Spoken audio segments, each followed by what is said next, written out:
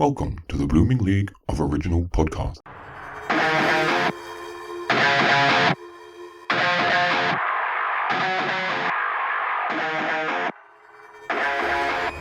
G'day and welcome to an extra feral edition of Thrashin Treasure, the torture chamber musical comedy podcast that danced with the Rat Pack in front of the devil in tight leather pants. And speaking of packin', thank you. And speaking of the devil, no, you're Aaron. I'm Aaron, and I'm joined as usual by the Demon Slayer who put the Hellstone in Helston. It's Mr. J-Wags. How's it going? Things are amazing. How are you doing, Aaron? Yeah, good. Apparently hearing voices. It's easy to do when an international podcast, as we are, of course. Yes, that's it. We are. World's only internal metal and Broadway podcast, I believe. Yeah, very much so.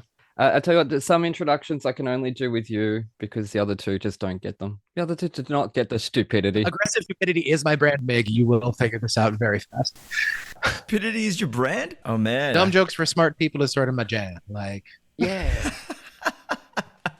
And that's what this show is all about. I love that. Anyways, guess what? What? We've got a truly legendary Thrashin yet treasure diva on the main stage tonight. So tighten those leather pants because we're about to break the sound barrier with this Pinoy Prince of the Damned who bumped his way into the original Australian cast of Buddy, the Buddy Holly story, as teen idol Richie Valens, but he then swapped the plane for a car, too soon, and took the T-Birds for a few spins in Greece the mega musical Arena Spectacular, which saw him play to every mulleted bogan and their 8 kids in arenas across Australia. But after gaining the travel bug, he left 1950s Illinois, crossed the bridges of Madison County, and created his own West Side Story in 1950s New York City to enroll as a student at today's chosen famed schoolsical, until tuition fees left him unable to afford the rent in Sydney, Melbourne, and London. But luckily, he was never fully dressed without a smile, and soon found himself on Easy Street in New Zealand with Annie. So whilst we're jet-setting around the world with this astounding angel punk and raging Queen fan, Puere Pobang Umara Nung huge Aussie g'day and a kumasta po kayo to this ace grand slammer who's always serving it as only one of the greatest tenors of rock can. And screaming fans of all ages, even 45, love this king of the court. So let's make a racket and rock the boat straight into Rock Rap City if you can handle this rock messiah whose jukebox is bursting with all the hits. So I'm starting with this man in the Thriller live, Burn the Floor, We Will Rock You, Rock of Ages, and if you think I'm all out of love, you'd be wrong. I'm all out of breath. So please give Randy Badass and the Slick Master 5 minutes in Lovetown to fill it up so we can be united as one more than ever as we welcome to the torture chamber this rock star INXS of any we've seen before after runnering up in Rockstar INXS. Oh wait, I just did that one. Plus his iconic role in the cult favorite Aussie kid show, The Ferals. Ferals? Ferals? You're joking. No, really? You're joking? Whoa, you're kidding me. Well then, at least this multidimensional artiste will feel right at home with us feral puppets as he prepares for Curtains Up on Choices, a rock opera where he plays the all-important role of singer. So to celebrate, today we shall call him guest, even though he has one hell of a voice which can lift us up to the heavens, and I haven't even mentioned his pelvic thrusts which will exercise your demons, because he's the fair dinkum fully sick Mr. MiG Ayesa. Yay! Welcome to the torture chamber. How are you going? Oh my gosh, that was the best introduction I have ever had in the history of MiG. That was phenomenal. Wow.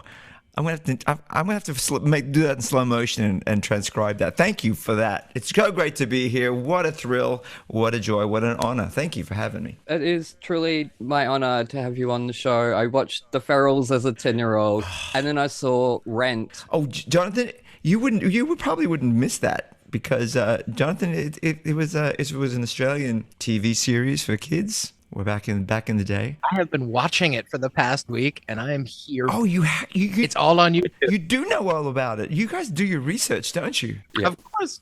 Yes. Also, me and my sister did go through that point in the 80s where we loved everything Australian in America for like 2 summers. Like that was the thing. Yeah. Like the INXS Yahoo Serious summer. Remember that summer? Yes. Yahoo Serious. Oh my gosh, that's a blast from the past. I completely have not used those 2 words together for decades. Crocodile Dundee. We loved everything Australian for like 2 years. Yeah. Well, You're a token Aussie. Oi, oi, oi. Nice one, Jonathan. Thank you. Too. I have done a few cruise contracts, so I feel like I have met my share of Aussies and Filipinos in my life.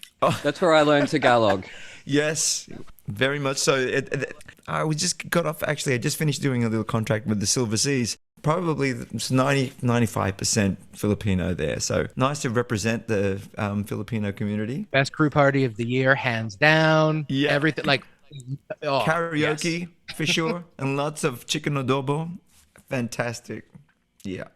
Jonathan, you're going in and out for me, but it's mostly clear. Am I going in and out now? A little bit, yeah. Am I cutting it out, or is my mic technique just very bad? Probably your mic technique. It's soft. Mention it. Stay on my mic. Anyways, we are off to a feral start, pretty much. It's a 5-hour pod. Anyways, yeah. So I'm so rapt you watched The Ferals, Jonathan, because I used to watch that when I come home from school, and then obviously the next year there was Feral TV. Which did they write you out, or did you leave them, or? Well, that was the problem. They wrote all the humans out because it was really expensive. It was really expensive to have the human and puppet interaction, because every single scene with the human and puppet interaction, they had to cut, they had to change the flooring, and they had to make gullies for the puppeteers to walk through. So to create one episode, actually we created 2 episodes, and it took 3 weeks to make 2 episodes. So to do that, it was just kind of really cost ineffective for the ABC at that point. And so they went, as much as we love the humans, they're out. So it wasn't just me. It was me, Robbie, and Brian Rooney's character off. So that's showbiz. Yeah. We're all replaceable. By puppets, by felt and foam. I know. not just puppets. Forget AI, forget robotics. I got done by a rat. If you could pick any movie that already exists, replace the entire cast with Muppets except for one celebrity. Showgirls. Name the movie. Okay, name the movie, the celebrity, and the character they would play. And Aaron, that was so wrong, but I'm going to go a little step further and not claim a movie. I'm going to say I want to see every single season of Succession with Muppets. Okay. Yes. Who's your one celebrity they play? Is it still Brian Cox? Is he just still there? No, it's the guy who plays the oldest brother. No, Siv is wrong. The oldest brother's still there because Brian Cox will be played by one of either Walter or Statler. Yep.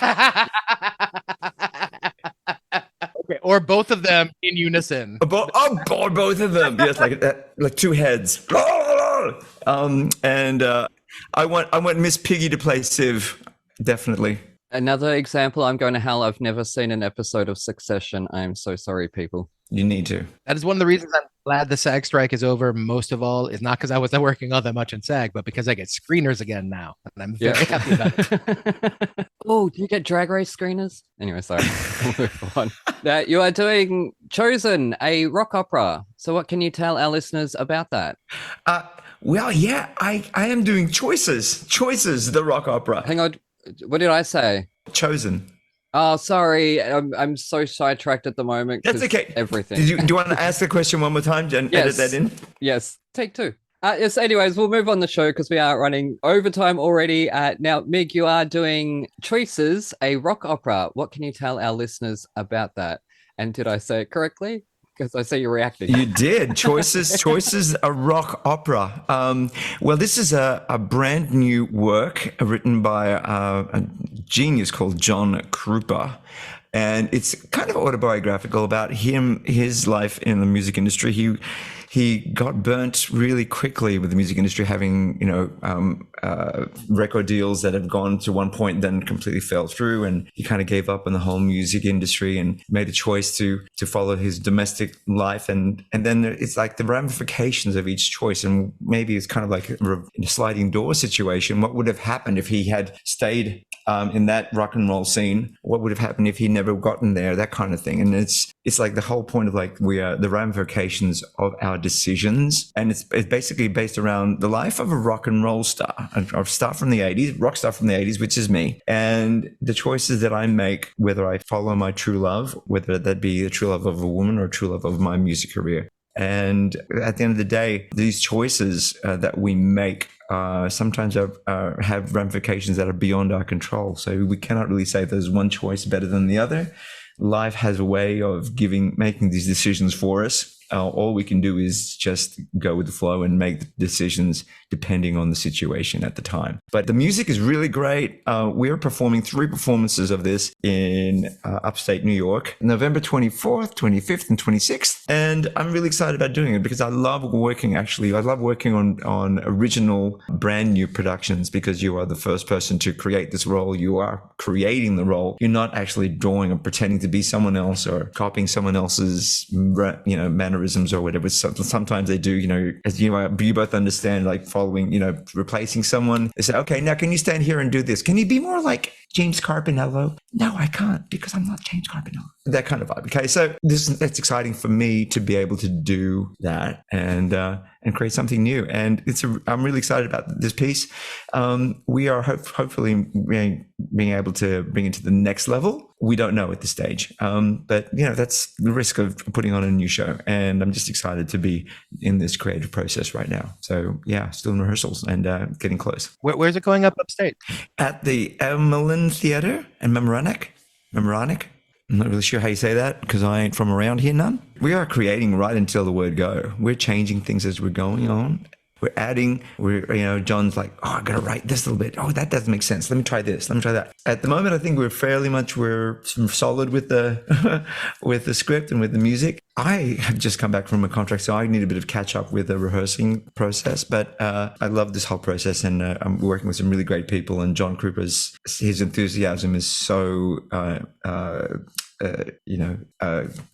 What's the word? Anyway, it is really cool the way that he is so enthusiastic about it. Yeah, it brings people in and makes people a visionary. It's cool. It's cool. Basically, because if he's so enthusiastic and he believes in it so much, you can't help but be caught up and swept up in his energy. So it's great. Fingers crossed it'll actually move to the next level. Yeah. Yes. And it's not a jukebox musical. Yay! And it's not a jukebox musical. It's all brand new stuff, and everything is sung as being a rock opera. It doesn't pull any punches. It really sort of just is kind of, I won't give it away, but there are some quite dramatic moments that are quite, can't believe that happened. Right. Twists and turns. All right. You can't tell us about the moments for spoilers, but it'll be a roller coaster of emotion. Yes. Be prepared. Be prepared for anything at that point. And so many choices. We cannot overestimate how many choices are made in this musical. Isn't that amazing? It's cool. The choices that we make every day in rehearsal. It's all about that. Well, and it also depends. Is it a single author musical? Is it just John Krupa doing music book lyrics, or is it? Yes. So especially in that sort of case, a lot like if he's working music, sometimes it's like, hey, this scene, we're going to figure out how this scene's like going to work, because the one creative has to move around so much and be pulled in many different ways. So there's a lot of, at least when I've been in that situation, there's a lot of autonomy for the actors to sort of build the character and like build your own character suit, because you're the first one who gets to wear that character suit. Yeah, literally. And that's true. And what's wonderful about working with John is that he's also very open to suggestions. Like he respects the people that he's working with, and we're bringing in our wealth of experience and expertise, I guess you could say, or just our life experiences. And so we may suggest, how about this, how about that, and he actually listens and he goes, that's not a bad idea, let's try it. And we give it a go, and he's very open to all that. So he's not kind of like, this is my baby, stay away. He's not precious like that at all. He wants this show to just be the best it is, and if it's a better suggestion, he'll take it on, which is really refreshing. It's always nice to be an actor, not a meat puppet sometimes, Puppets. Don't say puppets. Don't say puppets. I'm going to have more puppet stuff because I was so charmed by the Ferals. Oh, I tell you, no, let me say, working with the Ferals was one of the greatest parts of my career. I loved it, and I'm very proud of that work. That's the sort of show we grew up with in Australia, where they would smack each other over the head with a frying pan and call each other a bloomin' dimwit. That should explain why I am like I am today. Because that's the sort of thing I grew up on. And that should explain to you why I want to see Succession played by the Muppets. We grew up with these twisted shows on Australian TV that we watch them now and we think they're not getting made today. No, that'll never pass the censors. No. I was a kid with cable and insomnia, so I caught a lot of weird stuff growing up. Awesome. Having said that, I mean, if you ever watch any sort of Family Guy, you know, I don't think Australia has the monopoly on Out There. True. Or American Dad. Yeah. Oh my gosh. Or Itchy and Scratchy. Or even SpongeBob SquarePants. I mean, that's some serious mind-altering substances in that situation. I thought a musical I saw actually ended up seeing 3 times during its out-of-town run in town. Like, I was kind of shocked at how much I liked SpongeBob the musical and how affecting and emotional I thought the story ended up being. But yeah, that show completely overshot my expectations. I never saw that show. I had friends in Broadway, but they said it was really fantastic. And if it goes on again, I'll definitely watch it because I've heard the same thing. I've heard a lot of people love that show who never even seen the cartoon before.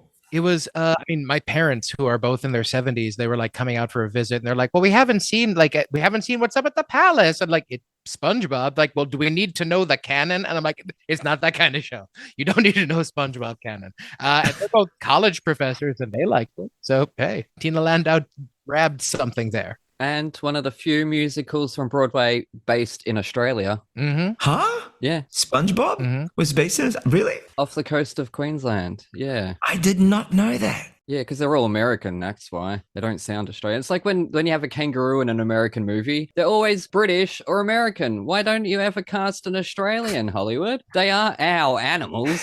They sound like this. Anyway. Because all the Australians are playing the American parts, like Cate Blanchett and Jeffrey Rush. And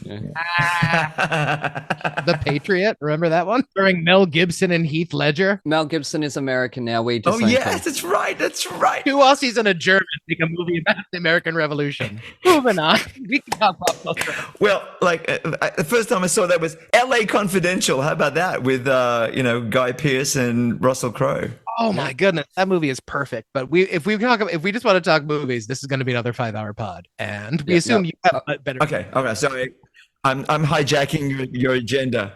I know. How dare we hijack this lovely conversation with a podcast? I'm in the driver's seat now. When was the last time you tried shattering a wine glass with those killer pipes, Mig? Because, oh my goodness gracious me. Oh, mate, that's very kind of you to say that. I've shattered many glasses. I did it on my ship the other day. Nice. You are the first. Not with my voice. Oh, okay, not with your voice. With my stupid big elbow. Okay. On a cruise ship, you're going to lose at least 6 glasses per contract. It just happens. You're on sea. True. Hey, I was a piano player. Try playing a piano in rough seas that's on wheels. That's fun. Wow. You were a piano player? Yeah, I did 2 contracts with Norwegian, with Second City.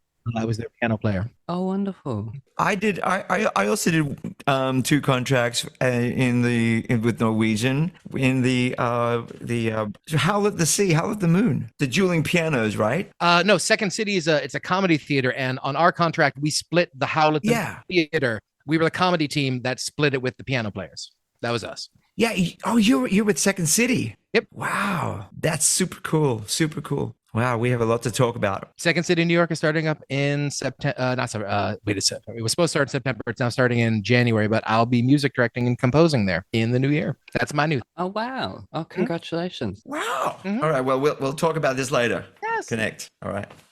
All right. So we know you're already a rock star, but if you could go completely overboard and pick your like over the top rock star rider, what are the things that are in that rider? Whatever you want. It's just like, we're playing it.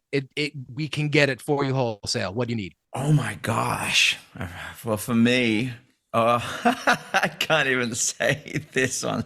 No.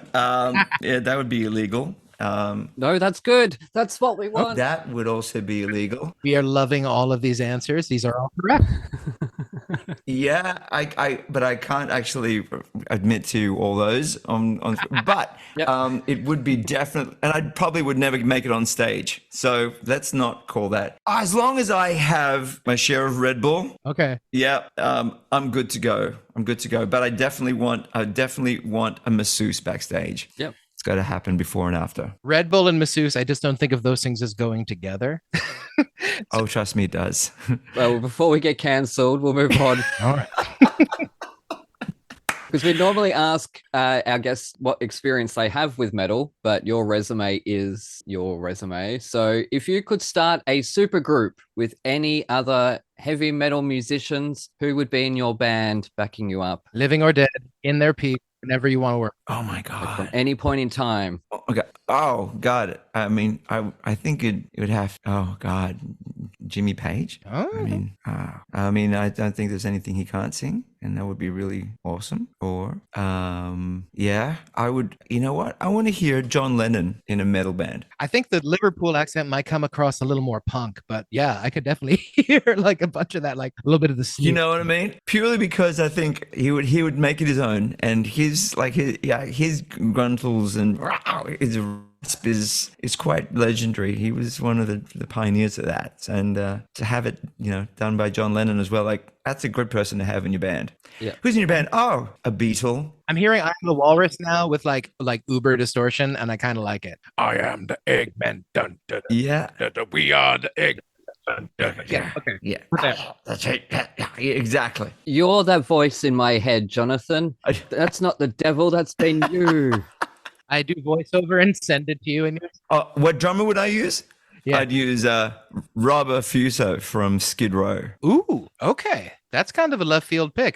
Just is it a friend you worked with before, or just a fan of Skid Row? I actually work with him quite a bit, and he's still metal. He's hardcore, and he's got pedigree. He's got the talent. He's got the chops, and he's got the resilience, staying power. He still is rocking it as hard as ever. It's like if you ask an 80s drummer, they're all like Jeff Porcaro. And I'm like, and then I had to get into Jeff Porcaro for a while. I'm like, oh, okay, now I'm getting it. Okay, yes. Everything. Jeff Porcaro doing metal? I'm sure he could. Anything. He could do anything. Exactly. He did a Bo Diddley beat over a shuffle in Rosanna. Come on, take us all the way. Oh, yeah, totally. Did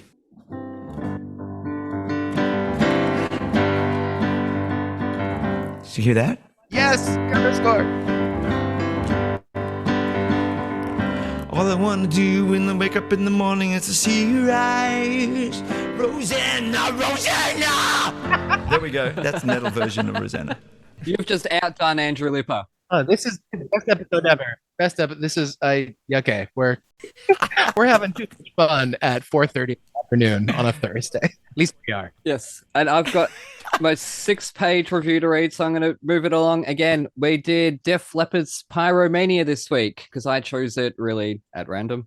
It's a very long review, so I'm going to read it as quickly as possible. Do it. Anyways, when I first chose Def Leppard's Pyromania, it's because I love Die Hard, and this time I did something new and downloaded Spotify to my phone so I could listen to this beloved classic on the bus. So I hopped on and was immediately met with an STD, a slightly timid driver. Taking my seat up the back left corner, I popped in my earbuds and kicked off the opening track. I was instantly transported back to 1983 with an extra venereal disease. This slightly mid-tempo track was fittingly sleazy, but it's not until the hook in the chorus could I hear a bunch of bogans and deros singing along. As Photograph filtered in, the bus slowed down at a stop. My eyes immediately glanced one of the deros I can imagine. Uh-oh. The slightly familiar Photograph started, and I suddenly turned blank as this guy took his seat on the back row at the opposite window, 3 seats away from me.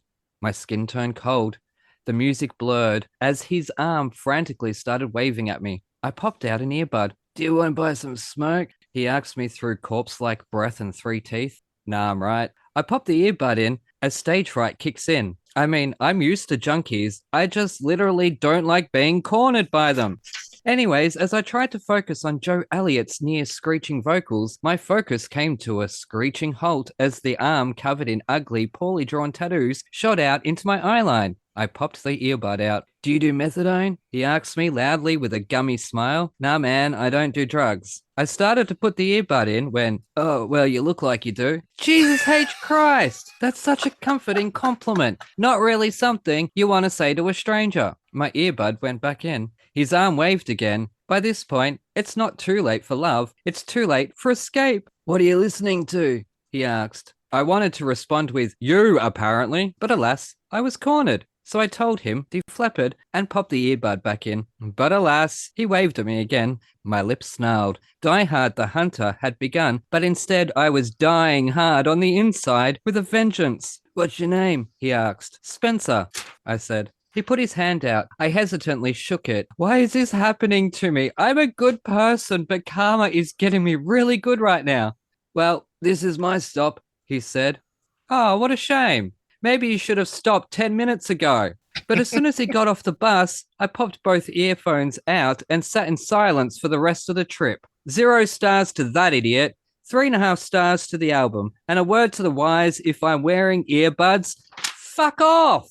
It's not that hard. Oh my God. That's fantastic. Now you know how all the women feel on the New York subway every day of their lives. I've been a twink for most of my life, Jonathan. I know how the women on the subway feel. This was weirder than that. This is like he's waving the whole bag of pot in the air in front of me. Wow. And I'm like, dude, This is insane. go away. It never happened. Well, it's not the first time it's happened to me, but it is the first time. Actually, no, it's not the first time someone said I look like I'm on methadone. What am I supposed to make of that? Am I supposed to say, oh, wow, thank you? I always wanted to be in Train Spotting. Maybe it's because you look like a person who is healing. Things are looking up for this guy. Look at this. This person. That's right. You've been the bright spark in his very dark world. Yeah, he was all like friendly and happy, and every time I spoke to him, his face lit up, and I'm sitting there, I'm like, just shut the fuck up, please, just leave me alone. Go away from me. But I couldn't say any of that. And anyways, but okay, as for the music, it was pretty much what I was expecting it would be. And I like the sleaziness, because I do love that sleaziness. It is catching, pun intended. I just remember a friend of mine once told me, he's like, if you think about it, 80s metal is just like, think of the biggest meatballs you went to high school with. Now imagine they all learned how to do makeup and hair really crazy. They put on fishnets and just started rocking out. That's the vibe of 80s metal. Yeah. Can I share something with you guys? Yes. You should be able to. All right. Let me just do this because you may find this interesting. Here we go. And no, I don't know if I can. Oh, yes, I can. I'm going to share this screen. Here we go. See if you recognize this guy. Yeah, Joe Elliott. It says it right there. Yeah. Oh, yeah. Oh, damn it. Hey. Oh my goodness. It is a picture of Mig with Joe Elliott. Yeah, for those of you who are listening. Yeah, that is that's amazing. Yeah, that's so cool. That was backstage in London when I was doing We Will Rock You, and he came in to see the show and met me backstage in my dressing room. So there we go. Him and he's another guy that probably I'll have in my metal band. Yeah. Oh, wonderful. I do think it's funny that. And the reason why I chose this album was because it has Rock of Ages on it, and you did Rock of Ages. Yes. And I thought it was hilarious that Universal Music were like, oh, so you named your musical Rock of Ages. That must mean you need the song for the show. No. And they didn't give it. And I think that is hilarious because it's like so mean. What are you doing? Just let them have the song, for crying out loud. But Schadenfreude, hilarious. That's the thing. When they had the Broadway show, Def Leppard says, no, you can't use any of our songs. No, we're not going to let you have any of the songs. But then when the movie came out and, the big money came out, they went, oh, maybe we can let you now use our music. Money. Money. Goodness, yeah. I did think it was hilarious. Did you guys see the movie of Rock of Ages? I did. I didn't see the point of seeing the movie. I mean, because it's like the whole point is that we're seeing these amazing 80 songs in front of you, sung by people with amazing voices. I'm like, if I want to hear them on recordings, why don't I just listen to the original recordings of the people that I love singing songs? Yeah, I get that. But Tom Cruise was absolutely brilliant, and I believe you gave him advice before he did that. Oh, wow. Oh, yes. Double Stacy Jacks. What's that? Oh, am I just name dropping someone here? Who? Oh, how did that happen? Goodness me. How did that happen? I don't know how that happened. It's like looking in a mirror. Tom Cruise, you should definitely come on this show. Oh. I think he's great. Like, he's who we have as movie star. He is a true rock star. Really, really sweet. I was on the Rock of Ages first national tour, and we were actually in Los Angeles at the Pantages Theater at the time. And it was the first day of rehearsals for the movie. And Tom Cruise was playing my character, Stacey Jacks. So the director, Adam Shankman, took him to see the show after his first day of, the table reading of Rock of Ages and in the studio. And so his first experience of Stacey Jacks was watching me. So that's kind of like that where this picture is happening. So I can't say that I influenced him on how to play the role, but he was amazing. And he was so giving. And I was kind of like, I couldn't believe that I was like seeing Maverick. I was like, you're Jerry Maguire, Maverick, you're that guy. And he kept on just saying, being very deflective and saying, no, this is about you. It's like, this is if I can play Stacey Jacks half as good as you are, then I'm good, you know. And he was very gracious, very, very sweet. He's got a lot of credit in my bank, put it that way. He's one of the last true like movie stars. Like, Yeah. would it be cool if I jumped off of a cliff on a motorcycle? Would you guys like that? Yeah. You took the words right out of my mouth. Like, honestly, that's what I call commitment. I mean, no, I don't care who you are. No one has commitment like Tom Cruise has commitment to a character. Became an actual vampire for Interview with the Vampire, drank the blood of the young for 2,000 years. Very difficult. He absolutely did. Exactly, he did. He, yeah, that's really hard to do. That is a joke, Scientology. So yeah, Pyromania. Back to Pyromania. What I love about Pyromania is that it's, first of all, I'm a huge Mutt Lange fan. He's like one of my favorite. Like the Mutt Lange chorus is one of my favorite sort of production things in history. Just making it sound like you've got 2,000 Joe Elliott singing all at the same time. And I think Hysteria may be the best 80s metal album, which is the one right after Pyromania. I feel like this was the setup. You can sort of feel the difference between their like earlier, dirtier, sleazier rock into the full arena rock. So this album's sort of half and half. They still got their little bluesy because they're still getting over the old guitarist. Their drummer still has both arms at this point. They have not had to strip the groove down just to a simpler point of this. So I think that a lot of these songs like Rock Pages, Photograph, they feel very much like what we consider like Def Leppard songs. But some of these feel a little AC/DC, which makes sense for Mutt Lange. Some of them feel a little Aerosmithy, a little bluesier than we expect for the stomp rock. But we definitely see the seeds of Hysteria. Hysteria had like 9 songs on it, but 5 of them went to number 1 at some point. And yeah, so this one had a lot of interesting stuff, and I thought that they showed a lot of versatility sonically, but I don't think they had quite hit their full strides of the band until the next one, which I think is more of a listenable.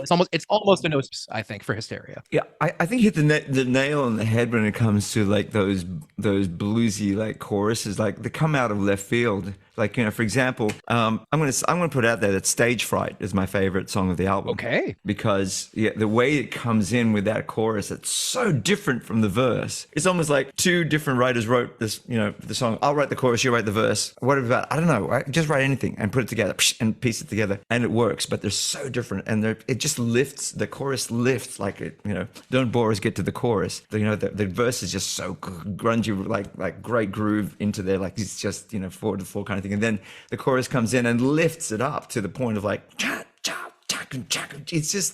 think it's musical genius. I love it.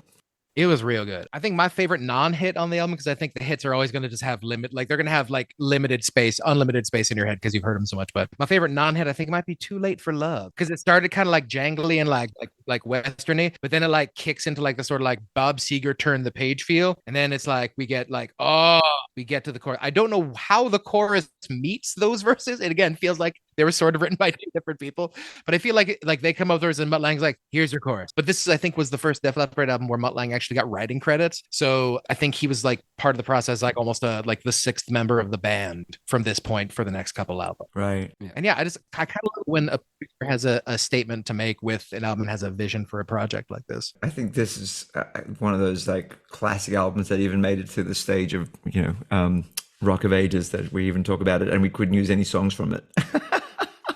We still talk, but it still was mentioned and still the title of the show. I mean, that's how iconic this album is. That's like in Australia when Channel 9, you might know, remember this, Mig, in I think 94, 95, when Channel 9 started the footy show, but Channel 7 had the rights to all the football. And so they wouldn't let Channel 9 air any highlights or any footage of any of the football. So they sort of had to do their own thing and try to make up for that. That's sort of what it reminds me of. It's like, oh, you need this thing that we own the rights to. No. I didn't realize that was a situation. Is that true? Yeah. That's insane. That's why they had the Almost Football Legends, where amateurs sent in their videos because they couldn't use any proper AFL footage because Channel 7 wouldn't let them. That is absolutely classic Australian story right there. Yep. Oh, we can't use any footage, so let's make our own. Oh, let's talk about the Lamingtons at halftime. Yeah, all right. Pretty much.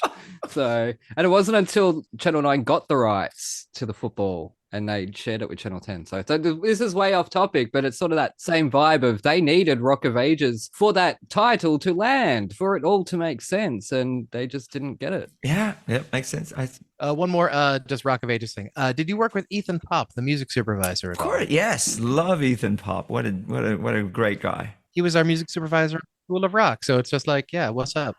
Wow, that's amazing. Yes, he was. Yes, and I think he's just done. Was it Mrs. Doubtfire? Is his Doubtfire, and he's on Back to the Future, which just opened out here. So that's his most.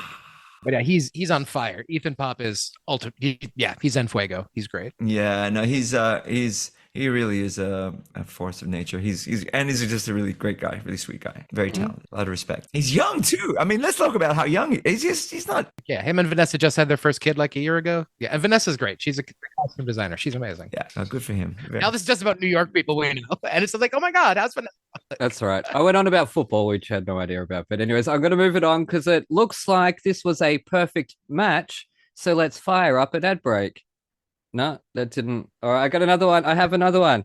It looks like we're all burnt out on Def Leppard. So before we get fired, let's grab our Kindle and go for a smoko. Hey!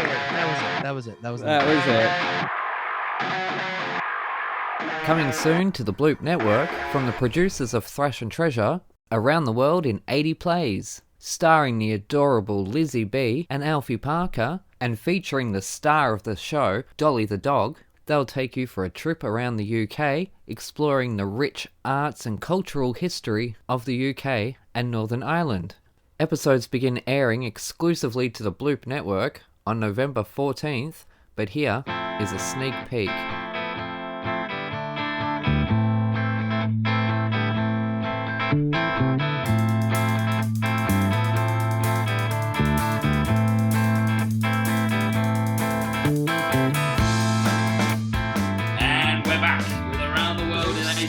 I'm Alfie Parker, and that's Lizzie B. And this week we're in Edinburgh, Scotland. Scotland!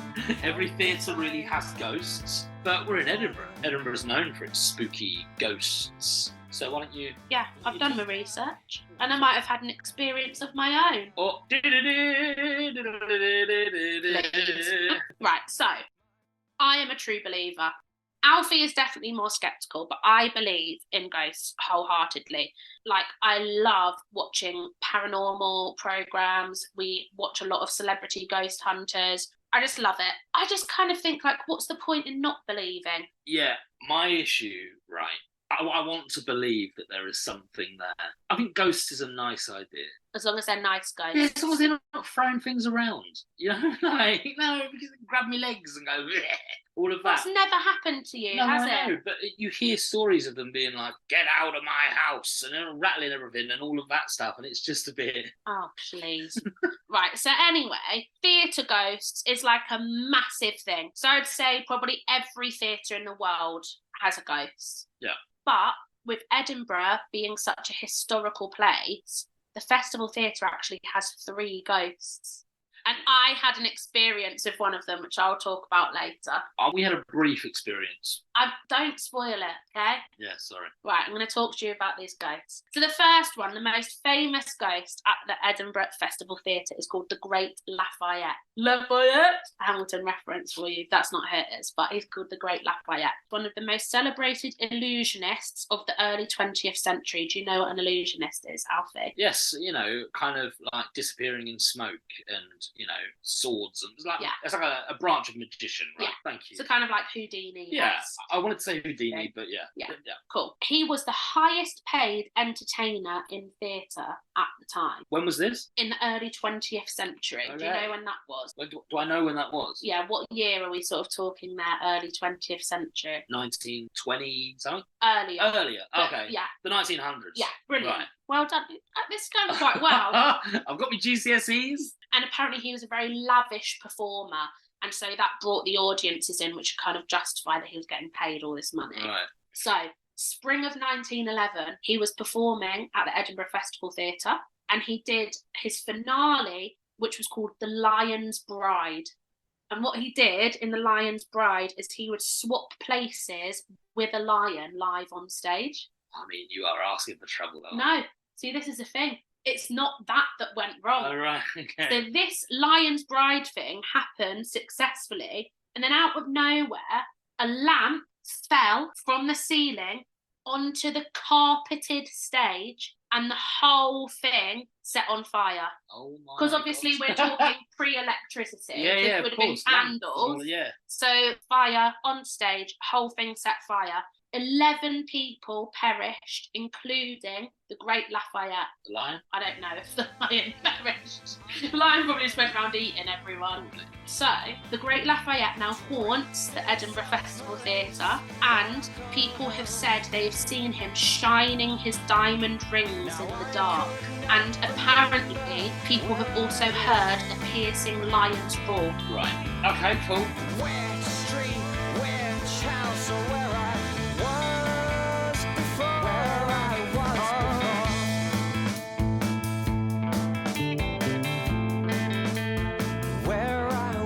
before.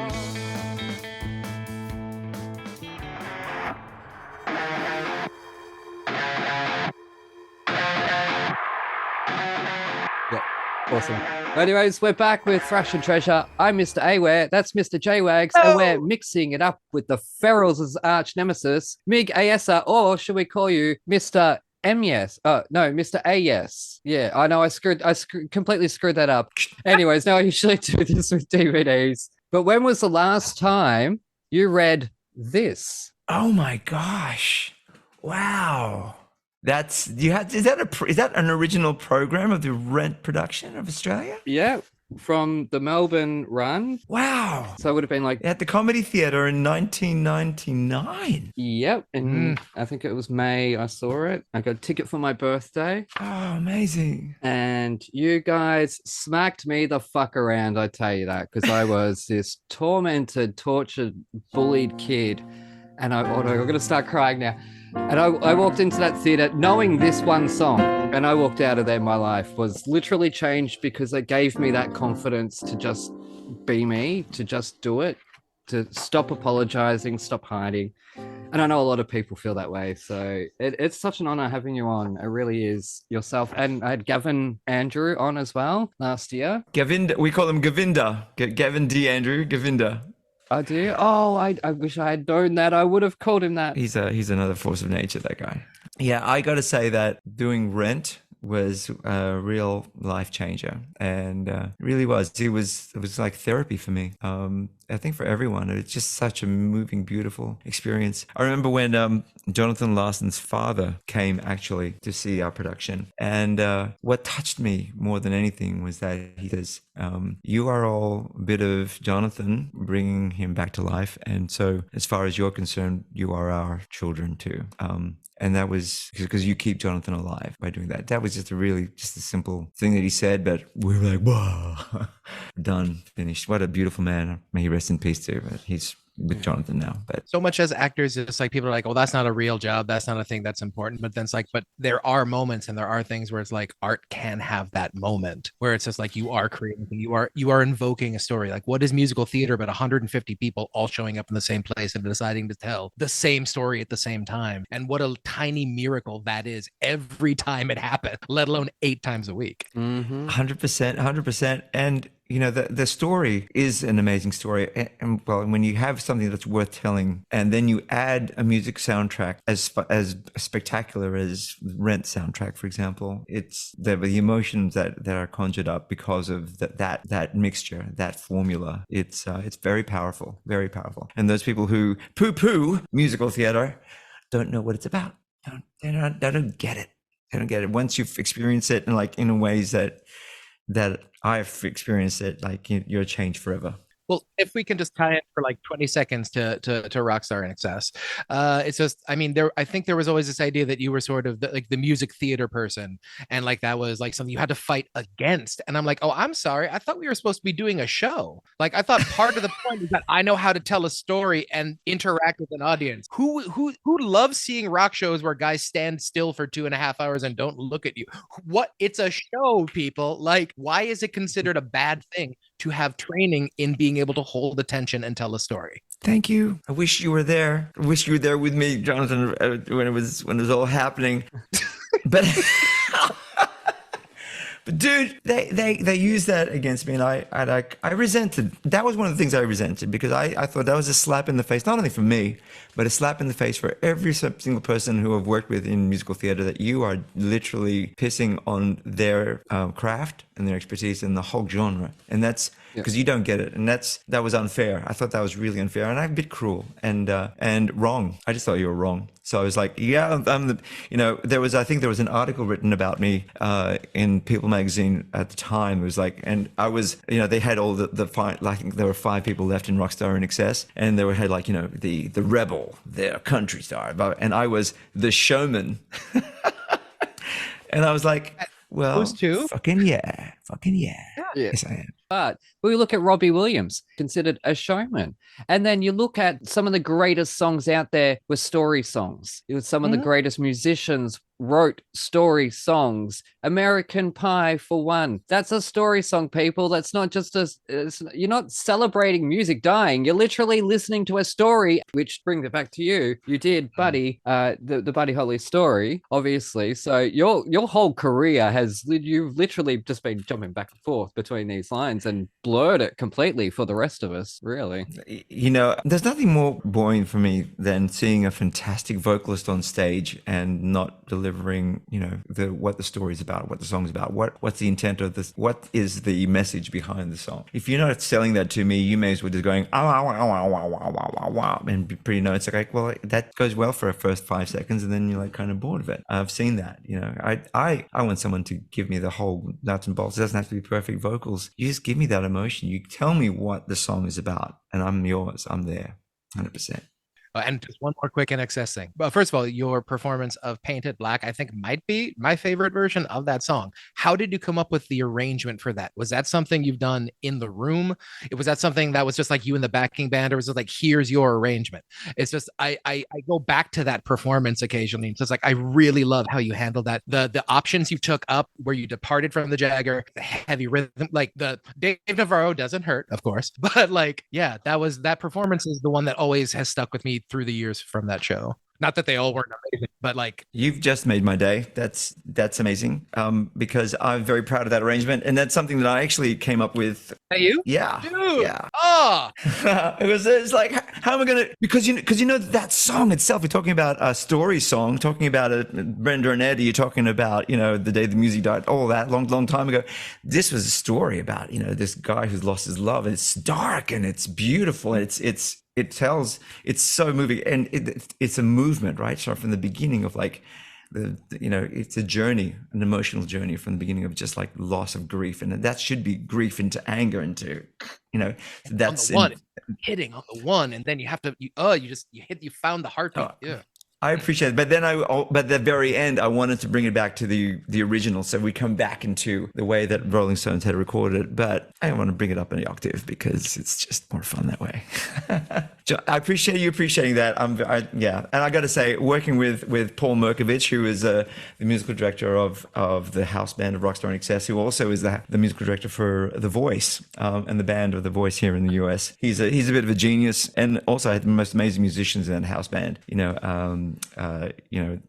had Nate on the drums. You had Sasha on the bass, who also were all in The Voice. And Raph on guitar. It's just I couldn't go wrong with those guys. I just said, let's try this, and they went, "Oh, you mean like this?" I went, "Yes, exactly." Exactly what you were thinking, but way better because it's them. Like they were so good. Yeah. And then Dave Navarro said, "And I'm going to play with you too." I'm like, "Yes, this is going to be awesome. This is going to be so awesome." Godfathers, goodness gracious me. And to think you started off with the biggest rock stars of all, the Ferals. Anyway, sorry. Just one more thing on Rent. You all became stars. You look through this, we've got Christine Anu was obviously already a star, but Natalie She was already a star.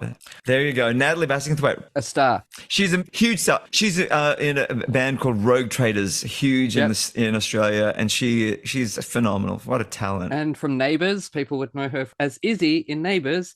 Fiona Choi. Fiona Choi's had a brilliant acting career, and she should come on this show. I've literally invited nearly all of these people on the show. Roger Corser. Roger Corser, yes. Yes, he should come on this show as well. He has just had a phenomenal career. He's huge. Annie Crummer was already Annie Crummer. Annie Crummer's, New Zealand goddess. Yes. Prinny Stevens. Oh my gosh. Matthew Lee. He was a judge on our So You Think You Can Dance. Justin Smith. He has had an amazing career. Still killing it. I don't think people realize that this show created so many stars in our industry that it just doesn't get noticed. So anyways. Amazing. Well, I got to also say, we became so close. Like when I say that doing Rent was like therapy, yeah, we have remained really like close friends from the beginning right up till now, and we still have a WhatsApp thread. Look, WhatsApp thread. The Rent, there we go, Rent Australia. And basically, yeah, we just talk to each other almost every day. Someone says, "Oh, guess what I'm doing? Oh, guess what I'm doing?" So we are still very close. As a matter of fact, the latest thing, I got to give a plug to CC Cecilia Lowe, has just produced and directed this thing called Sugar Hope Records, which is something on YouTube. It's a bit of a new series which has started, which is just brilliant. Proud of everyone's doing the stuff there. It's just awesome. Yeah, wonderful. And then I believe, was it Clifton died recently? Cliff. Yeah. We lost 2 members. And Mark Ford, who played Collins, passed away a couple of years ago. And Cliff just passed away this year. So we lost a couple of angels. If I can pull it off, I want to one day have an Australian original Rent cast reunion on this show. So hopefully. We'll make it happen. Yes, let's make it happen. Let's make it happen, dude. This is the show for it, Thrashin Treasure. But anyways, we're going to move on because we will move on to the musical now because we are running. We've already been going for an hour and 10 minutes. Or an hour. Shit. Okay. I'm so sorry, Mig. I'm so sorry. We're going to pick Fame the Musical this week because it's on your resume and we've covered most of your other non-jukebox shows. So the options were very, very thin. So Mr. J-Wags, I'll let you. There's always occasional like rumors in the like performing arts community. It's like the joke of Rent Junior. It's like we have these other musicals like Frozen Junior and Shrek Junior. It's like the junior version of the show. And the joke is like Rent, it must be, what is it? Diabetes? And it's like how are we changing it to do like a high school version of the show? Well, they did it and it's called Fame. It just sort of feels like it is a musical that, well, first of all, like I grew up with the Fame TV show, and it's one of those things that I have not gone back to look at the Fameography to look at any of this, but it's one of those things where, and this was told to me by the very first time I ever wrote a musical in my 20s, about 20 people in their 20s with their problems. And the producer told me, is just like, those aren't real problems. And now in my 40s, I look back at that show and I'm like, oh, those weren't problems. Those were like, I thought those were problems, but now as a man in his mid 40s, I'm like, I know what problems are. Once you've seen Rent, you're like, these are problems. These are actual things that change your life. It's just once you've been a performer for about, I think I'm in my 30th year performing now. It's just something is like when someone's up just dancing is life and it's the only thing that matters. I'm like, okay, but other things matter. A lot of other things matter. So many other things matter. And it's just like, if I don't get this tiny part in this school play, and it's like, I remember where you are, girl. I remember you. And so as someone who's like been through a lot of that looking back, there is a beautiful nostalgia, not only because I grew up in the 80s and it's this lovely 80s feel, but it feels like, what if we put Rent and Chorus Line together and then Mormonite? So I for some reason I could not listen to the London version because of racism. I listened to the American tour version. I was very happy to because I discovered that I actually knew 2 people on the recording, which was kind of fun. So Miss Sherman, Regina Levert, I met at a party and we had a lovely time talking when I figured out her name meant the Green Queen, literally. And then Jen Gambites played Serena, who was our second Rosaline School of Rock. So I got to work with her for a while. So she's amazing. Equally as good a human being as voice, Jen Gambites. Hire her for everything. She's a great human. But yeah, this show felt it was like for people who are 17 and are just like, this is it. This is your moment. High school should do this show because it is real for them. And I'm like, yes, let this be the moment. And it's like, figure out what type you are in high school. Figure it out real quick. Are you this kid? Are you the dorky Jewish violin kid? No. Are you the fat dancer? No. You start figuring out what the business is because you get typed directly into this show. And all of these characters have at most 1.75 dimensions. So once you get to that point, you're just like, oh, that's your thing. And it's going to go from here to there. And then you sort of figure out where it's going to go and it gets there. This recording itself, the orchestra sounds great. The orchestration sounds great. The singers are genuinely good. They're like two performers who it sounds like they just finished a 2-show day. And it's just like, you needed the day off between this happening. And it feels like it was a tour recording, and it just felt like, hey, like, I can tell you're an amazing singer, but like, they should have given you the day off before this. Vocal rest, prednisone. Vocal rest. But I mean, Mig, you can tell the difference between someone who's swollen and someone who can like dig into the vocal cords a little bit. You can hear that. Like, Mariah Carey on the Glitter album does not sound like Mariah Carey on Someday. There's a bit of wear and tear there. Mig, you're hearing me. I'm hearing you. You're preaching to the converted, mate. Yeah. But yeah, I like how everyone got their moment in the show. This is a show where everyone's going to get to have their moment, but it's a show that I think is better seen than heard, because there are these moments where it's like, I'm gonna get in for like 6 minutes. And I'm like, I bet that looks great when you're dancing. Like, a lot of this show, the dance music, I bet was great. But you can't see that. But in general, I think that it feels like a great show for high schoolers to get to more complex shows. This is a great show for people who are like, oh, what are musicals sort of about? This feels like a musical. Why? Because everything is about musicals. But what I don't like is when this is their only musical, and this is what people think theater people are like. Because we all have this stage, or we wouldn't be in it this long. But we outgrow that stage and eventually become pro, or you stop doing it. And then essentially at a pro, it's like, all right, this is lovely, but really, can I get a car? Because that's very early morning for a call, and I really we need that in the contract before I can do this. Like, and then like when you're 40, that's a thing to not take a gig over. But when you're like 18, you're like, I will dig through a trench to get to this audition. That's sort of where it feels. So it feels so earnest, and I love the earnestness behind it, but I would not put it in my top 50 musicals of all time. That was beautifully said, and I feel you with all that. Without the risk of offending people, and I don't mean to, because I did the show in Australia after Rent. I actually left the cast of Rent early. Yes, I know. I know. Peter Murphy and I both got Fame the musical, and we left Rent early, a show which I loved, and I would cry tears of blood every night because I was so emotionally involved in Rent. And then we had to go to Sydney to start rehearsals for Fame, and the first thing I heard was pray, pray, pray. I pray on Meg PA. And Peter Murphy and I looked at each other, and a little tear came down our eyes. Oh, saying, you poor people. what did we do? Yeah. What did we do? What are we doing here? What the hell is this? And it became one of those things. Well, we made it happen. We changed. I mean, David Atkins was our director of the show, and he changed a lot of things, so much so that David De Silva, who was they call Father of Fame, wanted to sue David Atkins for changing. So you can't change anything. And we changed a lot of things because we had to, because there was so much that just wasn't working. I played the part of Joe Vegas in the whole beginning of Act 2, where in the original, it was sort of like a bit of a costume fashion parade kind of thing. Weird thing. I mean, Act 2. I made it kind of like a flamenco kind of thing, like we did with Carmen. We sang sort of a Spanish version of Fame. And it was the weird thing. It felt like doing Fame was kind of like, it was like selling a show with false advertising, because you think, oh, Fame, it's going to have the songs from the show. Yes. Oh, it's going to have Fame. It's going to have Out Here on My Own. Electric Lunch. It's going to have Out Here on My Own, and all that kind of stuff. Why is it?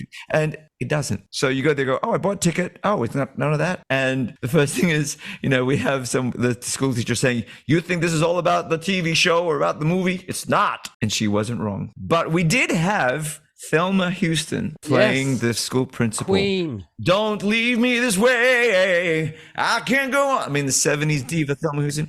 I adore everything about that woman, and she came in. So working with David Atkins, working with the company that we're working with, it was one of the greatest joys of my life. But not because of the show itself. It was the people that worked around, and we made something really nice out of it. And it ended up being a good show. I'm sorry for those people who were involved in Fame, but there it is. my 2 cents worth. But thank you for the experience, and I'm glad we're moving on. Yeah. Look, they got their money. They've made their millions from it. Let us have our opinions today, please, because you're absolutely right. That's what it was. It was a cliche. It was, we're going to do a chorus line, but with the fame tag. And the characters were all stock standard. They were exactly what I was expecting. To be honest, I was bored. But when I got to the fame song and saw what they did with it, I was in what? Goodness gracious me. I mean, it's probably awful, but Irene Cara may live forever. But no, I was rolling around in her grave for her. That was awful. I didn't know. Why would you ruin that song? Of all the songs, the problem was they didn't get the rights the same way that Rock of Ages didn't get the rights to Def Leppard. The rights were not given to the Fame producers to actually use the song Fame. So they were allowed to use one verse and a chorus, and the rest had to be completely different. So they changed it and made it in Spanish and changed parts of it. It was a legal thing. It's funny for Rock of Ages, not funny here. It's not funny here because they've literally. Like, if that's the case, if you're doing Fame the musical, but you don't get the songs from Fame, change your fucking title, change the school, change the story, do your own thing that's original. Why are you like, we're doing Fame, it's Fame, it's Fame, not Fame. It should be Infamous. Infamous, yes. Almost Fame. The brand sells the tickets. I mean, like, of course. Shame. I just finished up Charlie and the Chocolate Factory. We got to use the songs from the original movie, and I was so happy. Only because on Broadway they did, but when they did it in London, it was the same deal. They didn't have those songs in it, and people went to see it, and they're like, whoa, what are you doing? Where are my songs? Where is Pure Imagination? And where is the Candyman can? And all that. So they added it in for Broadway because we live in an age where we're getting these reboots on reboots on reboots. And we've talked about it before that it'll be a whole setup of a moment that'll be just like someone will bring out something from the original, like it might be the same broom from the original, and the audience will go, oh my God, it's that broom from the original. That's where we're at. You need the things that are iconic to the thing. You don't need the little things, but we're getting the little things. That's the problem. We're getting too much of the, look at this. But when you take out like the very few things in it that people love, which are the songs, just change your title. Do a new show. I'm going to throw in my cents worth here as well. Like, I mean, Broadway tickets have become so expensive, and so like the normal Joe Blow won't be able to afford to bring. You know, if he brings his family and they go into New York City, they buy dinner, they pay for parking, or they pay whatever, buy the tickets. I mean, that's $1,000 more than $1,000 down the drain. I mean, that's a very expensive night. And if you go in and you want to see Charlie and the Chocolate Factory and there's no Pure Imagination, they go, okay, I can just purely imagine my money just going down the drain. Yeah. At some point, it's contract with the audience. It's like you're paying to see the thing, then that's why you're here. Well, also let me say about the Fame production in Australia. We had Kelly Abbey, and she was originally there as the choreographer, and she was so good that she became our Carmen, our lead, just purely almost overnight. So it kind of worked out great for all of us that she was able to do that. And she just was. It's how you polish. What do you call a proverbial turd? Whatever. But, this one was actually worked. It actually worked. The show, I ended up being really fun and really entertaining, and I loved being in it, despite the original work. What we turned it into. I think we are roughly all of the sort of the same generation of songs sort of growing up. First of all, what songwriters sort of speak to you the most, and what do you see as the biggest difference between the songs you grew up with in the 70s and 80s as to the songs that are sort of getting written now and what is getting sort of distributed now? Are you talking about music theater or talking about in general? Just in general, like if you're recording an album, like is there anyone who's like these are the artists now who are speaking to me? Is like, I go a lot to like Diane Warren's 80s songs. I still go back to it. I'm like, she was on a streak there. And it's like every genre, every artist just hit after hit. And they were all like really good story songs, but they also like worked in everyone's voice. Like, is there anyone speaking to you now, or is it like what's changed in your opinion, if anything? Oh wow, good question. I mean, there's still some artists that I go, you know what? I get it, and I get you. For his pure performance value, Bruno Mars can sing the phone book, and it's just phenomenal, right? And a great writer. also, I get Olivia Rodrigo. I gotta say, I'm a fan. Olivia Rodrigo, what she sings to me. I get it. I get what you're saying, and I really love what she does. And she's young, and she's as far as whether I don't know whether you can be a Swiftie or Rodrigo, either or, but I'm more a Rodrigo than I am a Swiftie. I'll put it out there. I'm neither, so. As far as musical theater is concerned, when I did Bridges of Madison County, I got to say, I always loved Jason Robert Brown, but oh my gosh, that score for me is just a work of art. It's a masterpiece of the way that he uses the Americana genre and can, use the story of the Bridges of Madison County and the book and convert it into this. It's flawless as far as I'm concerned, and I still listen to it, and I wish that's one show that I wish if I could do a show again, it would be the Bridges of Madison County. What a genius writer he is. Yeah, do it an Australian tour and invite me to opening night. Like And a Million Miles to Go is one of my favorite Jason Robert Brown pieces. It's so good. Oh my God, what a beautiful duet! And Not Fade Away, all fades away, not fade away. His Buddy Holly, Buddy Holly and the Crickets. I love Not Fade Away. Jason Robert Brown understands heartache on a very basic level, and he just gets heartache like that. And last 5 years, I'm just like, this guy's been through some stuff. He's and his musicality is just he's flawless. Anything he does just moves me. So yeah. Now just back on Fame, I'll throw it in there that the recording that we listened to, or that Mig and I listened to, was the London cast, and playing Miss Sherman on that album was Michael Brown, who our regular listeners may recognize is the mother of Sunita, 80s pop queen Sunita, who Michael Brown and Marsha Hines had toured in Hair to Australia. Marsha and Denny stayed in Australia, whereas Sunita and Michael went off to the UK. And so it's all sort of really connected. And wow. Yeah, but I only found out the other day, and I'm like, oh, it's Michael. Yay, it is Queen Michael. But anyways, I'm going to move it on because it looks like Meryl Streep. So we better graduate to an ad break. Yes. That was...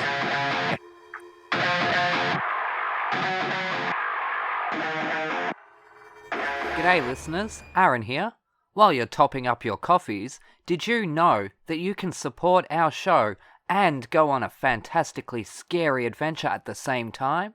Go to www.thetonistonTales.com/bookstore to grab your copy of The Toniston Tales, a darkly funny Aussie trilogy about a young boy who rescues injured animals in his spare time and the roller coaster ride he's taken on by a literal fish out of water.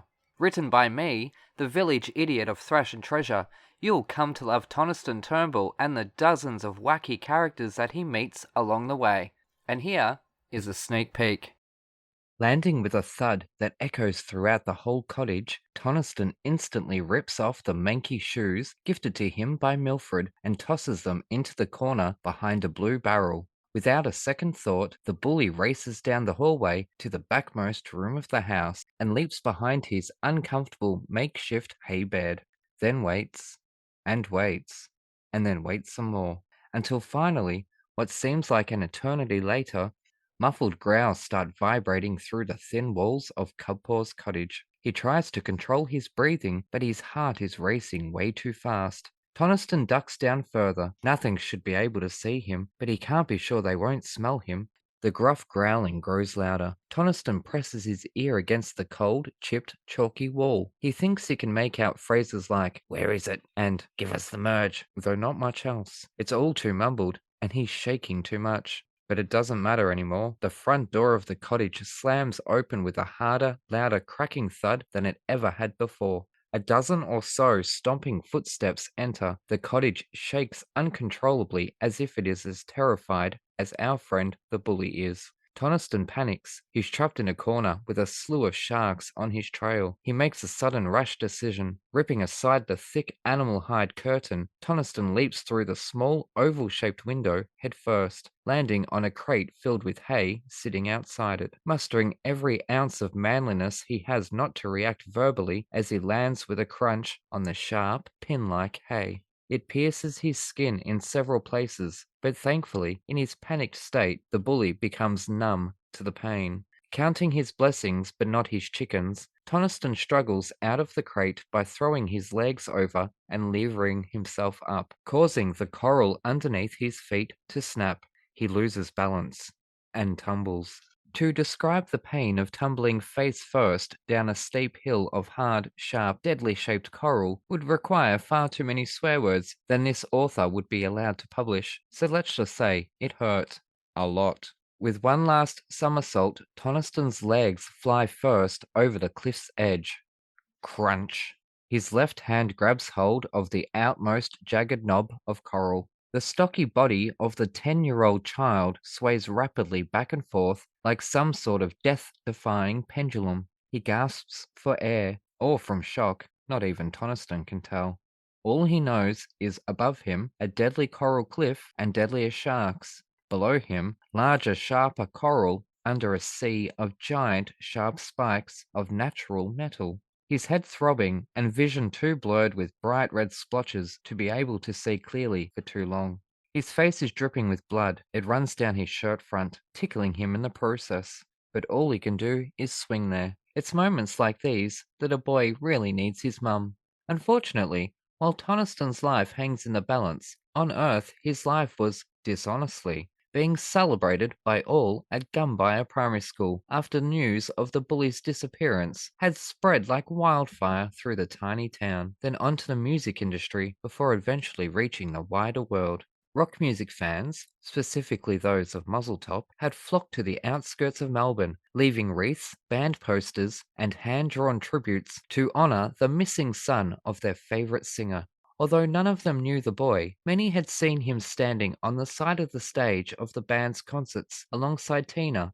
Also, at the time of his disappearance, hundreds of the world's entertainment media lined the streets outside the school and, sadly, outside Tina's house. Wanting any word they could get their greasy hands on, the gossip came in thick and fast as snide, bored neighbours took it upon themselves to speculate and make up stories for their 5 minutes of fame. Inside the house, the phone ringing 10, 15 times a day from nosy TV stations, hounding the poor, terrified mother, there was no escape.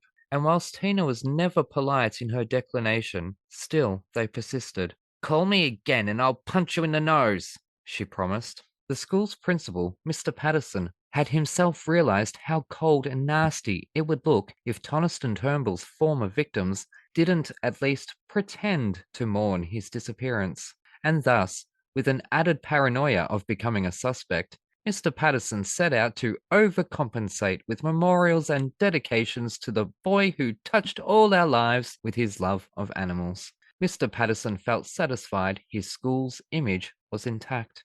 The largest memorial from the school came in the form of a service in the gymnasium. With every student, teacher, news reporter, and local police in attendance, Mr. Patterson sought to show the world just how much Toniston had meant to the school. The service would have made the bully puke. From the awful school choir butchering his least favourite songs, to the obnoxious releasing of the White Doves, Mr. Patterson may have been satisfied his memorial service paid tribute, but Toniston is far too cynical for that. And yet, whilst hundreds of people sat on the cold plastic seats in the Gumbaya Primary School auditorium, not one person in attendance truly knew Toniston when he was around. But all alone, in her large house, the animals all shunned outside, Tina Turnbull sits with her umpteenth glass of wine, ignoring the umpteenth phone call from friends, fans, and family, but most sad of all, wondering, for the umpteenth time, what she could have said to her only child to have brought the two of them closer together. A now broken photo of Trent Turnbull and an infant Toniston, only hours after his birth, sits at her feet under the table. Tina simply doesn't care about the million tiny shards of glass cutting up her feet. She just wants her son back. And as if joined at the soul, while dangling from the lavender-coloured dead coral cliff face, somewhere in his head voice, Tina's cries are heard by the boy. His face scrunches up, but then it relaxes. I can do this.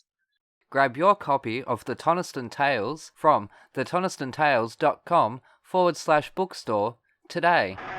Hooroo!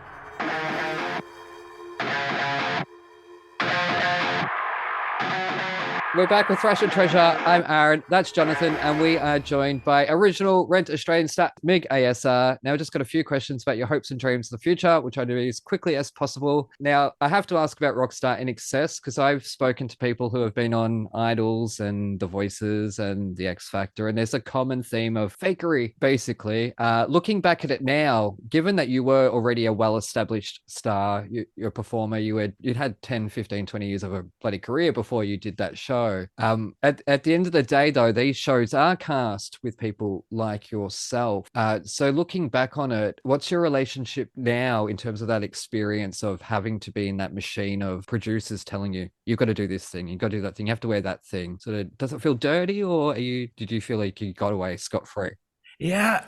I got to say, of all the reality TV shows that I did, I am really happy and blessed that I did that one, because to be honest, I wasn't really too cluey on what reality TV was about. I didn't know what was the thing. Like, for example, we would just be hanging around the house, and then suddenly I'd just be reading a book in the corner, and suddenly this camera and this sound crew would be like, shh, on me while I'm reading a book. Me, Mr. Showman, I thought I did something interesting, right? And so I'd get out and jump in the pool. I mean, is that what you want? I don't know. It's kind of a little weird. So it ended up being like a weird thing for me. Like it wasn't really like they telling you what to do, whatever. It was more like later on when I was watching the edits, I go, oh, that's interesting how they manipulated that to look like that, Yeah. Which is kind of an eye opener for me. But I think there wasn't too much of that as far as I was concerned. The weird thing was, a lot of stuff that didn't make it to the final,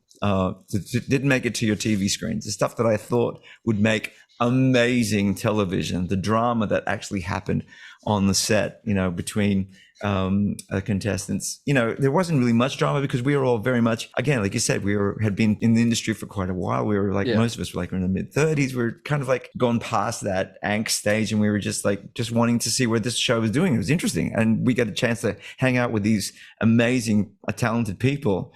It was more kumbaya than anything. We would get in the mansion at, in the Paramore in Los Angeles, and we would just jam all night and just sing. And You stop. Wait.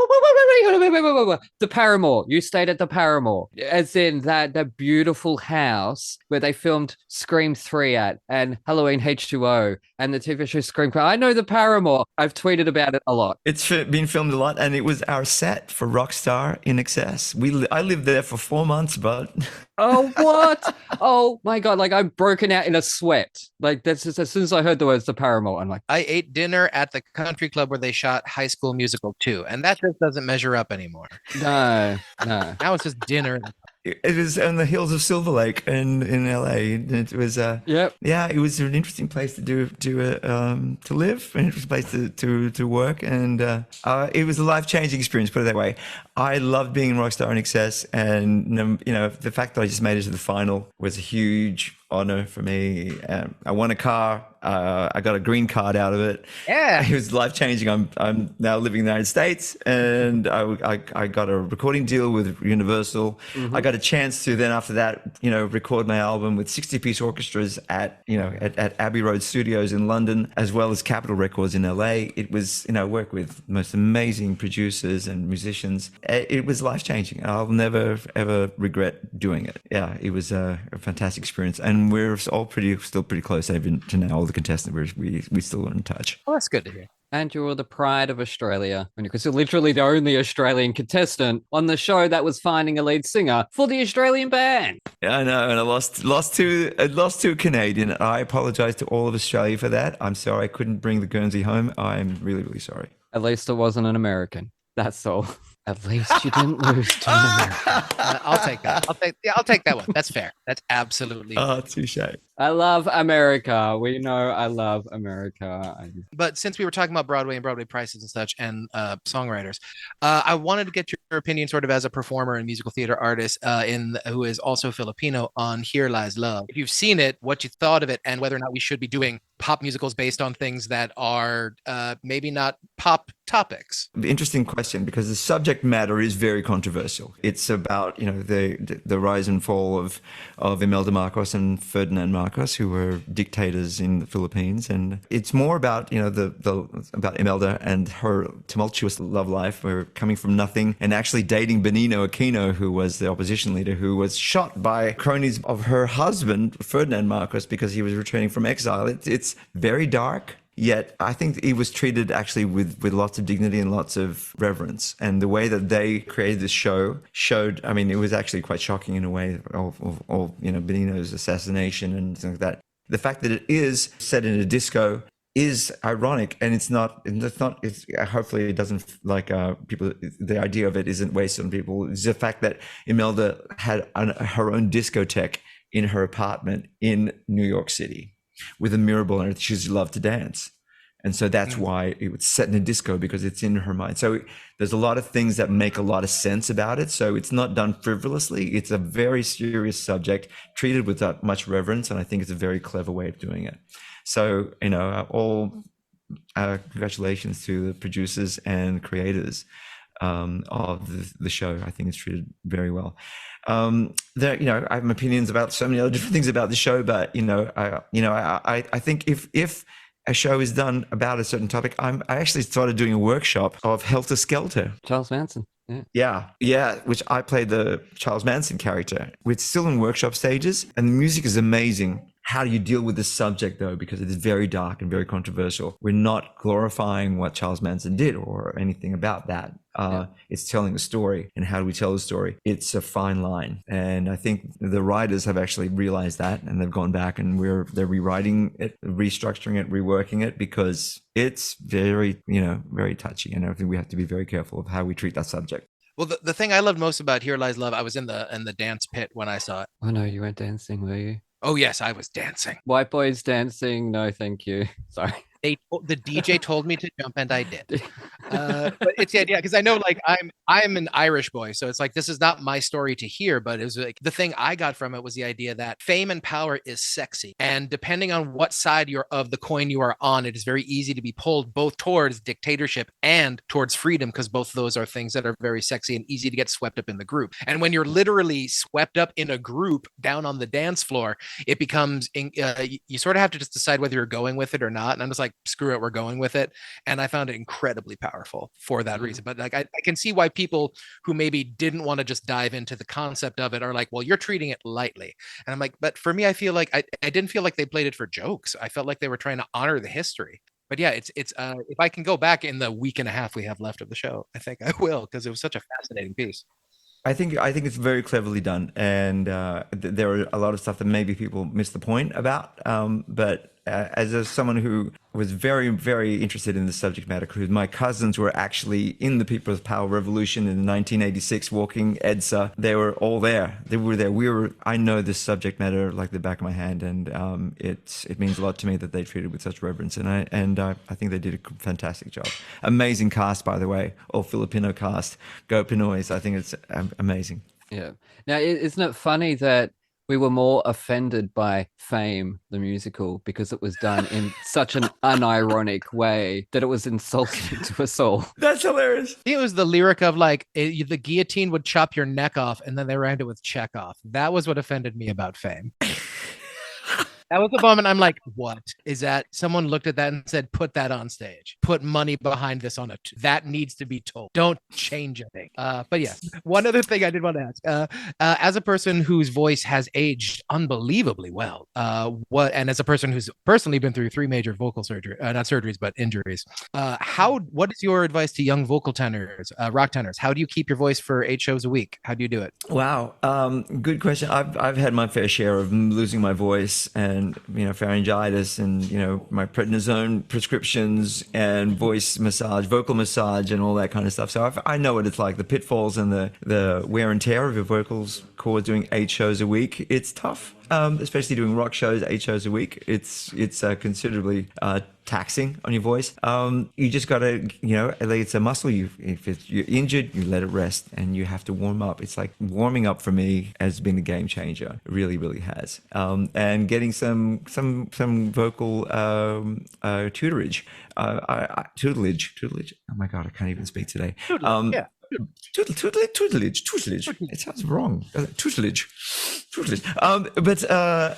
Because maybe you just got some bad habits. Get out of your bad habits. And, I worked with Derek Rosenblatt for a while. He's an amazing vocal coach here in New York and got me through a lot of stuff. But I'm continually just constantly just knowing when you can step on the gas and when you can actually just cruise, put in neutral for a little bit. Those moments are there in the show. And what's really cool is if you map that out, if you know that this time I really need to give it, 10-0. Other times I can ease off on the throttle and that'll save you. Finding a happy fourth gear, as it were. Happy fourth gear. There we go. Now, Rent seems to be the first musical that gained a massive obsessive audience right from the get-go. When you look at Rocky Horror, that had a build-up. It was years of midnight screenings and stuff to have a build-up, whereas Rent, straight away, these kids were lining up around New York, around the block to get tickets to this. Since then, we've had many shows and a lot of reality shows and a lot of things that have gained a very loud, obsessive following. But does it ever feel like it's not as lasting? It's like Dear Evan Hansen comes about, wow, it's the most amazing thing, yay! And then 5 years later, no one gives a shit. Even Hamilton sort of went up and then straight down as soon as that movie or filmed version came out. It's not a movie. Yeah, it's a film performance. It's like... Yeah, but they called it a movie to get nominated for an Oscar. Fuck off. Sorry. Love you, Lin-Manuel, but no, that's not how it works. Good question. What is it about Rent? I think the story, maybe it could be the story behind the story. I mean, because if you know the story behind the story, there's so much heart to it. Yeah. Jonathan Larson, what he stood for and what he did, and his struggle to get this show going, and it finally got there, and then he passed away. Never saw it to come to fruition. It's like the tragedy beyond tragedy. It's like you can't write that stuff. You cannot write that stuff, and it breaks your heart. But that's what legends are made of. That's what these stories will resonate forever and ever. You tell that story, and it's a fairy tale. It's I don't know, and it's just beautifully done. Like it's a masterpiece. The songs on that show, it has so much heart, so much humor, so much emotion, so much genius to it, and also the arrangements and the way it's staged. I don't know. It's just one of those perfect formulas that came from. There's not one thing you can say about it, but also just the story behind the story. And I think also the producers did such a wonderful job in the way that they continue the legacy of Rent by giving anyone who had a chance. You can audition. You have your 30 seconds to a minute to show us you can do it. You just got to line up, and so it added that whole sense of mystique around it, that anyone could have a shot at the chance of fame. Pardon the pun. No, but when you look at Wicked today, right, I don't think Rent heads were ever standing outside the theatre going, you weren't as good as the last Maureen I saw. But Wicked fans are doing that with their Elphabas and their Galindas. Rent heads, we were always so respectful and loved every minute of what they gave us on stage. So I think it's a big difference where we've come. I think I hung out with more negative people than you did. But to the performers themselves, I've never heard any Rent person say that they had a bad stage experience or stage door experience, because there's so much love. Well, I don't know about the American Rent heads. I'm sure it would have been the same, because the Australian Rent heads, amazing. They were so devoted to the show, and they felt everything. And same with the British. I did Rent in London as well. And the British Redheads were just they got it. They understood what it was about, and it was all about measure your life in love, and they lived it. Yeah. Weird to have a modern show that has almost no irony to it. Like, it has to be done perfectly sincerely with a huge heart, and it's like, because it's modern, but like also has to be meta. We have to have a distance. It's like, no, this story is all about, you have to get like right from the beginning. It's like we're zooming in literally with the camera, like we're zooming on everyone's light in their heart. And if like that show just soars, it soars if it's perfectly sincere. And like some of the moments, like Mimi's bridge in Another Day is one of my favorite pieces of music ever written. Just the heart may freeze or it may burn. That part, like, and then it goes into the big crowd. Oh God, so beautiful. I gotta say also, whenever I hear "Without You," just thinking about it now, I mean, it's just goosebumps. How often does that happen in a show? Like, you live it. Once you do it and live it, it never leaves you, and it becomes a part of your soul. Yeah. Okay, well, it's one normal, everyday thing that everyone else seems to be able to do perfectly fine. but you fail miserably at. And you too, Jonathan. Wow, what's one thing that pay taxes and on time? We'll cut that out just in case. No, I pay taxes, but they're always late, so I get Okay, fined, yep. and I pay more tax than anybody because I always get fined because they're late. So you think over now I get that? I'd know, I'd learn, just get it in, but early. The taxes I'm talking about. So just do it. But obviously, I just can't seem to get my act together in time. Yeah. What about you, Jonathan? Aaron, I think you know this one. It's scheduling. It's like if there was one email that I have to check, I will check that email and I will get it. But it's like sometimes like I will let 9 emails go and things just keep going. And now I've got a work email that I'm supposed to check now. Now I have to like get in the habit of doing it. So I went full corporate on this job. Like Second City is run by a hedge fund now. And it's like I got an onboarding thing. I have to like all my tax info is going to be on PDF now. Like I'm going to get a real accountant. Everything's coming up Millhouse for 2020, guys, is all I'm saying. I've had to be brought up into the grown-up world, dragged up screaming dragged by my hair. But I'm in that situation too. So anyway. Yeah. Oh, for me, it's shaving in front of a mirror. If I'm looking at myself in a mirror, I am going to slit my throat accidentally. But if I'm in the shower, not looking in a mirror, I can feel and shave perfectly. You got feeling. It's all about emotion, mate. Yeah. It's also, I don't want to have to look at my ugly face for 10 minutes while I'm fucking shaving. That's distracting. So I'm like, I'll notice something and I'll like slit my throat and I like literally have a cut down my throat. And people will say to me, "What, did you get attacked?" I'm like, "No, I tried to shave my face while looking at it." Just like have a story ready. It's like, yeah, with the high seas. I am far too honest for that. Anyways. So you clearly have done so much work on the road. And I have done less so. And like this year was a bad one for me. I spent 8 of this year's months of the 10 and a half we've had on the road. How do you find normalcy on the road? How do you make wherever you are just a little bit of home? It's about as soon as you get to a new place, a new hotel or whatever it is, you unpack, put things in drawers, take it out of the suitcase, put it up, I always bring a keyboard and a computer and a little portable recording little setup, set it up. Then suddenly it's home. And then every morning you just, I do this regular thing is just get up and jog. And from that point on, I feel like I could be anywhere. Because I've done my routine. I come home and my socks are in the drawer.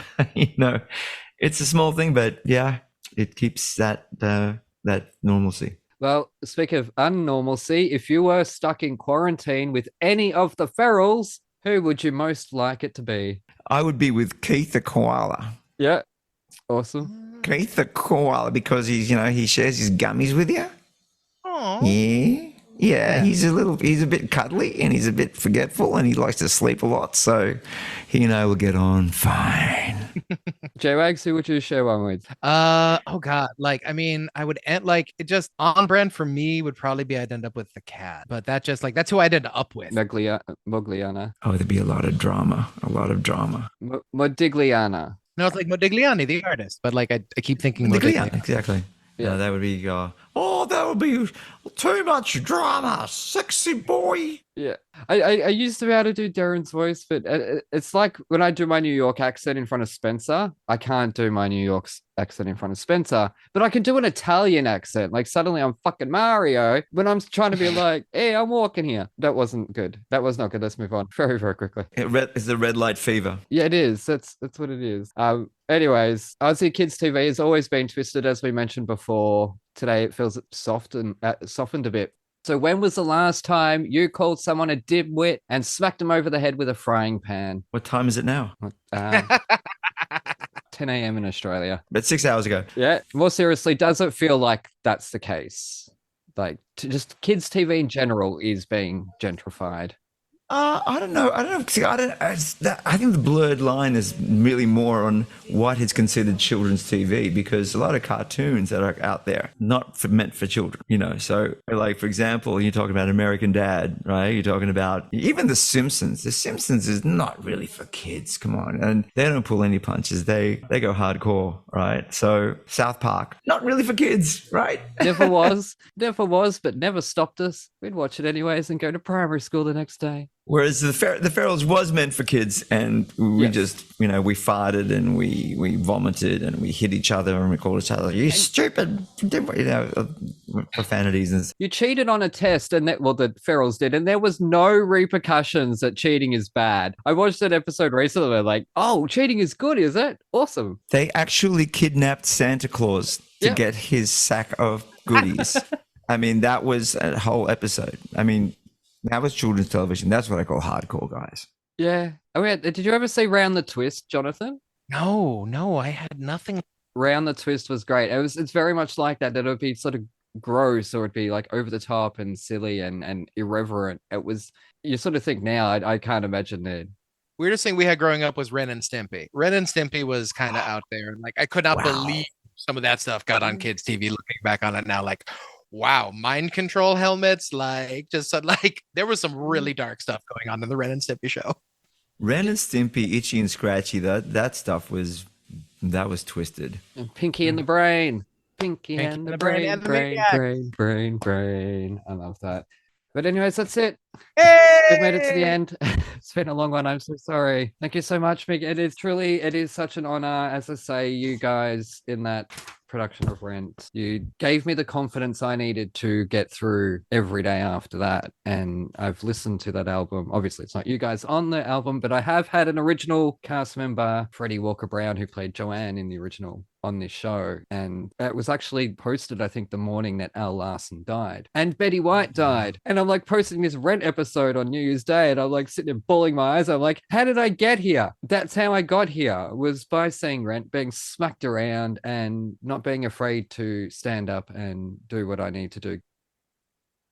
Well, I'll tell you something, Aaron. It's that absolutely is the reason why we do what we do, isn't it? And we can touch and move people and inspire people. We get inspired by the people we work with, and we get inspired with what other people do, and we just hope that we can do the same thing. So to hear that, you are also inspiring other people to follow their dreams and do what they want to do and be who they are. So, it's about paying it forward. And exactly. I'm thrilled to be here, and thank you for having me. I really appreciate it. Lovely talking to you. And Jonathan and I are going to get together in New York, and we're going to have dinner, coffee, latte, tequila, margarita, whatever. Bring it on. I want all the photos and videos of you singing together. I want videos of you two singing together, because oh my god, done. We're gonna crash one of the dueling nights at Haswell Greens. Oh my gosh. Dewey Finn and Stacey Jacks. Dewey Finn and Stacey Jacks. We have to get some sort of YouTube video or performance or something like that. Like, goodness gracious me. It's going to happen. It's going to happen. Create a little thing called Love Mashup, and it'll be amazing. I'll get all my School of Rock kids to play backup. It'll be great. They're in college now. Oh, they are. Oh, God. They're all growing up, aren't they? So weird. They grow up so fast. They grow up so fast. I know. They're all adults now. Speaking of growing up so fast, like, does it say, like, this was 20 years ago, Mick? And you guys, none of you have changed, mind you, because you all look fucking young, don't you? Still today, but goodness gracious me. Yeah. That was 30 years ago. Almost 30 years ago. Oh, my God. Alrighty, we didn't get a chance to do socials because we were running way over time. But anyways, a huge thank you to MiG Ayesa. What a thrill. What an amazing episode. We had so much fun. And thank you to Jonathan as well, my co-host, for joining me as usual. We will be back next month with new episodes and some more amazing guests. You can find all our socials, including MiG at MiG Ayesa on Instagram. I'm not sure on Twitter, but I'll put all the details below in the description, so check that. Buy the Toniston Tales, read the Toniston Tales, check out our other shows on the Bloop Network, including Around the World in 80 Plays, hosted by Lizzie B and Alfie Parker, and produced by me and Spencer. Anyways, that's it from us. You take care, thanks for listening, and we shall see you next time. Uru! Thank you so much for having me, guys. Lovely. Thanks so much for coming on. This has been great. Been fun. Take it easy. Like quicksand!